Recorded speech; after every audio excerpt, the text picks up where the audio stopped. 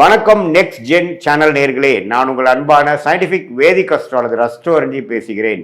நல்லது நினைப்போம், நல்லதே நடக்கும். இந்த வீடியோவில் நம்ம என்ன பார்க்க போறோம்னா, மே 2026 ரிஷப ராசிக்காரர்களுக்கு எத்தகைய ஒரு மாதமாக பலாபலன்கள் நிறைந்த ஒரு மாதமாக இருக்க போகுதுங்கிறது சயின்டிபிக் வேதிக் அஸ்ட்ராலஜி முறையில் எந்த விதத்திலும் மிகைப்படுத்தாமல் மூட நம்பிக்கையுள்ள பரிகாரங்கள் அது மாதிரி விஷயத்தில் போகாமல் இந்த ஒளி தத்துவம் உங்களுடைய போன ஜென்மத்தில் செய்த பாவ புண்ணிய கர்மா இந்த ஜென்மத்தில் உங்களுடைய ஜாதகமாக கோச்சார அமைப்பாகவும் தசாபுக்திகளாகவும் எப்படி உருவெடுக்க போகிறது, எது மாதிரி விஷயங்கள் அடுத்து வரக்கூடிய அமைப்பு இருக்குது, எது மாதிரி வாழ்க்கை சம்பவங்கள் வரப்போகுது, எது மாதிரி விஷயங்கள் நமக்காக காத்திருக்குதுங்கிறது மே 2026 ரிஷபராசிக்காரர்களுக்கு எப்படி இருக்க போகுதுங்கிறது சயின்டிஃபிக் வேதிக் அஸ்ட்ராலஜி முறையில் துல்லியமாக பார்க்க போகிறோம். இப்போ பாருங்கள், ரிஷபராசிக்காரர்களுக்கு குரு 2ஆம் இடத்துலையே நீடித்திருக்கிறார். சனி 11ஆம் இடத்துல அருமையாக நீடித்திருக்கிறார். 10ஆம் இடத்துல ராகுவும் 4ஆம் இடத்துல கேதுவும். எந்த ஒரு மாற்றமும் மே மாதம் நடக்கப் போகிறதில்லை, எந்த ஒரு பயிற்சியும் நடக்க போகிறதில்லை. ஆண்டு கிரகத்தை பொறுத்த வரைக்கும் ஜூன் முதல் வாரத்தில் தான் குரு பயிற்சி ஆகுதுங்கிறது உங்களுக்கு தெரியும். மே மாதத்தில் ஒன்றும் மாற்றங்கள் இல்லை, பயிற்சிகள் கிடையாது. அதே சமயத்தில் ரிஷபராசிக்காரர்களுக்கு அதிபதி சுக்கிரன், அவர் எப்படி இருக்காருன்னு பார்த்தீங்கன்னா, சுக்கிரன் ராசிக்குள்ளேயே இருப்பது மிகவும் அருமை. மாதம் ஸ்டார்ட் ஆகும் பொழுது சுக்கிரன் ராசிக்குள்ளேயே இருக்கிறார். மாதத்தின் 3வது வாரம் 4வது வாரம் second half of the May month தான் பார்த்தீங்கன்னா 2ஆம் இடம் என்று சொல்லப்படுகிற மிதுனத்துக்கு மாறுகிறார். ஸோ ராசி அதிபதியோட சஞ்சாரம் அருமையாக இருப்பது ஒரு அருமையான விஷயம் ரிஷபராசிக்காரர்களுக்கு. அதே சமயத்தில் சூரியன் புதன் 12ஆம் இடத்தில் இருக்கிறார் முதல் 2 வாரம். அதுக்கப்புறம் செகண்ட் ஹாஃப் பார்த்தீங்கன்னா ராசிக்குள்ளேயே வருவதும் அருமை. ஸோ அதே மாதிரி செவ்வாய் 11ஆம் இடத்துலேருந்து 2வது வாரம் 3வது வாரத்துக்கு அப்புறம் செகண்ட் ஹாஃப் 11ஆம் இடத்துக்கு வருக 12ஆம் இடத்துக்கு வரார். இது எல்லாம் என்ன காட்டுது அப்படின்னா, நல்லாவே வேலை, தொழில், பணம் அது மாதிரி விஷயங்கள்லாம் கொஞ்சம் ஓரளவுக்கு பிரச்சனை இல்லாமல் இருக்குது. மனசில் கொஞ்சம் சந்தோஷம் இருக்குது. குடும்பத்தில் குதூகலம் இருக்குது. ஏன்னா சுக்கிரன் ராசிக்குள்ளே வரும்பொழுது பார்த்திங்கன்னா சுவாரஸ்யங்கள் இருக்கும். குரு வேறு 2ஆம் இடத்துலேருந்து நல்லாவே நல்ல அமைப்பில் இருக்கிறார். ஸோ கண்டிப்பாக உங்களுக்கு போன 6 மாதமாக இருந்ததோட மே மாதங்கள் சில விஷயங்கள், காதல் விஷயங்கள், குடும்பத்தில் மனைவியாக இருந்தால் கணவன், கணவனாக இருந்தால் மனைவி, எதிர்பாலத்தின் மேலே கொஞ்சம் அன்பு பாராட்டுற மாதிரி, கொஞ்சம் புரிதல் அதிகமாகிற மாதிரி, சில விஷயங்கள் நல்லது நடக்கிற மாதிரி ரிலேஷன்ஷிப் கெயின் கிடைக்கக்கூடிய அமைப்பு ரிஷபராசிக்காரர்களுக்கு உண்டு. சுக்கிரன் எந்த விதத்திலையும் பாதிக்கப்படாமல் ராசிக்குள்ளேயே ஆட்சி பலத்தோடு இருப்பது மிகவும் அருமை. அதே சமயத்தில் சூரியனும் புதனும் ராஜோகாதிபதியாகிய புதனும் மாதத்தின் செகண்ட் ஹாஃப் ராசிக்குள்ளே வருவது மிகவும் அருமை. ஸோ செகண்ட் ஹாஃப் பல விஷயங்கள் நம்ம நாளாக காத்துட்டு இருக்கிற சில விஷயங்கள்லாம் டக்குன்னு நடந்துருச்சு சாமி அப்படிங்கிற மாதிரி கொடுக்கக்கூடிய ஒரு அற்புதமான ஒரு மாதமாக ரிஷபராசிக்காரர்களுக்கு மே 2026 வருகிறதுங்கிறது நம்ம தெரிஞ்சுக்கணும்.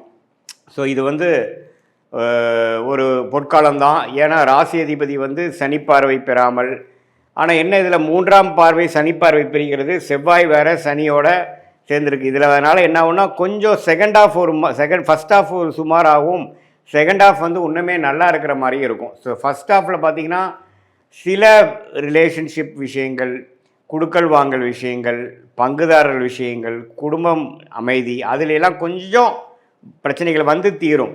ஆனால் கோயிங் ஃபார்வர்ட் செகண்ட் வீக்லேருந்து தேர்ட் வீக்லேருந்து பார்த்திங்கன்னா இன்னுமே கொஞ்சம் நல்ல பேச்சப் ஆகிறது, இன்னும் கொஞ்சம் பிரச்சனைகள் விலகிறதுங்கிற மாதிரி ஒரு நல்ல அமைப்புகள் இருக்குது. சில வாகனத்தை, பழைய வண்டியை கொடுத்து புது வண்டி வாங்குறது, கார்னு எடுத்துட்டிங்கன்னா ஒரு மேனுவல் வண்டி வச்சுருக்கீங்கன்னா அதை கொடுத்து ஆட்டோமேட்டிக் வாங்குறது, பழைய வீட்டில் சில விஷயங்கள்லாம் மாற்றுறது, பழைய சோஃபா கொடுத்து மாற்றுறது, ஒரு புதுசாக மாடர்னான சில ஃபெசிலிட்டி வாங்குறது, கம்ஃபோர்ட் பண்ணிக்கிறதுங்கிற மாதிரி சில லோன் எடுத்து வாங்கிக்கிறது, அது மாதிரி விஷயங்கள்லாம் ரிஷபராசிக்காரர்களுக்கு அற்புதமாக கொடுக்கக்கூடிய, வசதிப்படுத்திக்கக்கூடிய, சொகுசை இன்க்ரீஸ் பண்ணிக்கக்கூடிய, அதிகரிக்கக்கூடிய ஒரு அற்புதமான மாதமாக மே மாதம் 2026 ரிஷபராசிக்காரர்களுக்கு வருது. சில பேர்த்துக்கு பார்த்திங்கன்னா திருமணம் ஆகாதவங்களுக்கு டக்குன்னு திருமணம் நடக்கிறது, காதல் விஷயத்தில் ஒரு நல்ல டக்குன்னு ஒரு சில விஷயங்கள் கைகூடுறது. அதே சமயத்தில் தொழிலில் கொஞ்சம் அப்படி இப்படி போயிட்டுருக்கிறவங்களுக்கு டக்குன்னு ஒரு கான்ட்ராக்ட் கிடைக்கிறது, ஒரு நல்ல ஆர்டர் கிடைக்கிறது, அது மாதிரி விஷயங்களாக இருக்குது. இதில் ஒரே ஒரு விஷயம், மாதத்தின் முதல் 2 வீக்ஸ் பார்த்திங்கன்னா செவ்வாய்ங்கிற கிரகம் சனியோடு சேர்ந்துருக்கிறனால கொஞ்சம் பார்ட்னர்ஷிப்பு, மனைவியாக இருந்தால் கணவன், கணவனாக இருந்தால் மனைவிங்களை மட்டும் கொஞ்சம் கருத்து வேறுபாடுகள், பிரச்சனைகள் வந்து அப்புறம் விலகலாம். ஸோ ஃபஸ்ட்டு ஆஃப் வந்து கொஞ்சம் கேர்ஃபுல்லாக இருக்கணும். செகண்ட் ஆஃப் ஆஃப் மே மாதம் 2026 நல்ல ஒரு அமைப்பாக வருகிறதுங்கிறது நம்ம தெரிஞ்சுக்கணும். வருமானம் வர வேண்டிய பணம் வந்து 3rd 4th தான் வருது. இதுதான் வந்து ஒரு ரிஷபராசிக்கு பொதுவான பலன்கள் மே 2026 சயின்டிஃபிக் வேதிக் அஸ்ட்ராலஜி முறையில். இது இன்னுமே துல்லியமாக நீங்கள் பார்க்கணும், என்ன மாதிரி தசாபுக்திகள் நடக்குது அப்படிங்கிறலாம் தெரிஞ்சு நீங்கள் பார்க்கணுன்னா உங்களுடைய பிறந்த தேதி, பிறந்த நேரம், பிறந்த உரை கொடுத்து உங்களுடைய ஜாதகத்தை திருக்கணித பஞ்சாங்கம் பிரகாரம் போட்டு நீங்கள் ரிஷபராசியில் ரோகிணி நட்சத்திரத்தில் பிறந்திருக்கீங்களா, கிருத்திகை நட்சத்திரத்தில் பிறந்திருக்கீங்களா, மிருகசீரிஷ நட்சத்திரத்தில் பிறந்திருக்கீங்களா, இப்போ உங்களுக்கு என்ன தசாபுக்தி போய் கொண்டிருக்கிறது, தசநாதன் புக்திநாதன் இப்போ நம்ம பேசுகிற கோச்சாரத்தில் எப்படி இருக்கிறார், என்ன லக்னத்தில் பிறந்திருக்கீங்க, அந்த லக்னத்துக்கு யோகமான தசைகள் போயிட்டுருக்காங்கிறதெல்லாம் சேர்த்து வைத்து இப்போ நம்ம பேசின பொது பலனையும் சேர்த்து வைத்து பார்க்கும் பொழுது இன்னுமே துல்லியமான பலன்களை எடுக்கலாம்.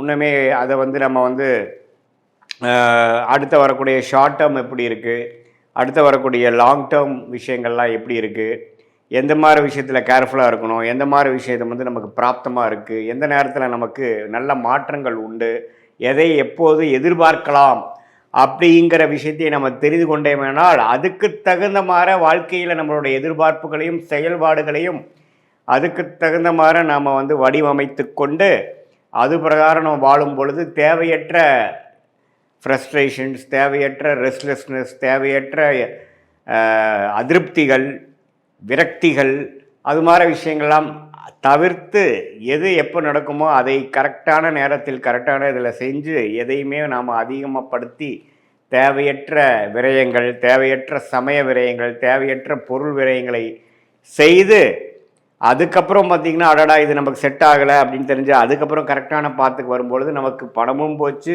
டைமும் போச்சு.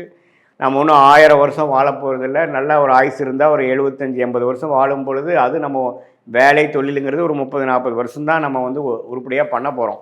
அதில் வந்து நிறைய தவறுகளும் பிரச்சனைகளும் தேவையற்ற விஷயங்களும் நாம் செய்யும் பொழுது நம்மளுடைய முயற்சி, நம்மளுடைய வளர்ச்சியை நாமளே தடுத்து நம்மளுடைய வேகத்தை குறைக்கக்கூடிய அமைப்பாக போய்விடும்.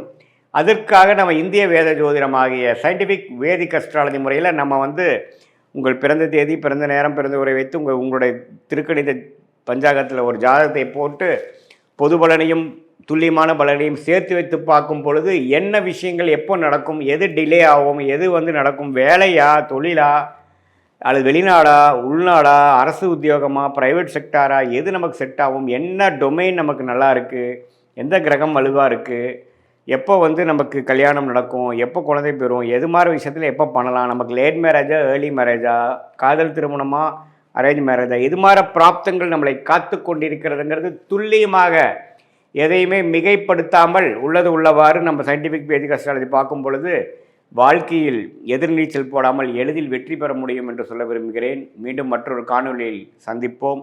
நன்றி, வணக்கம்.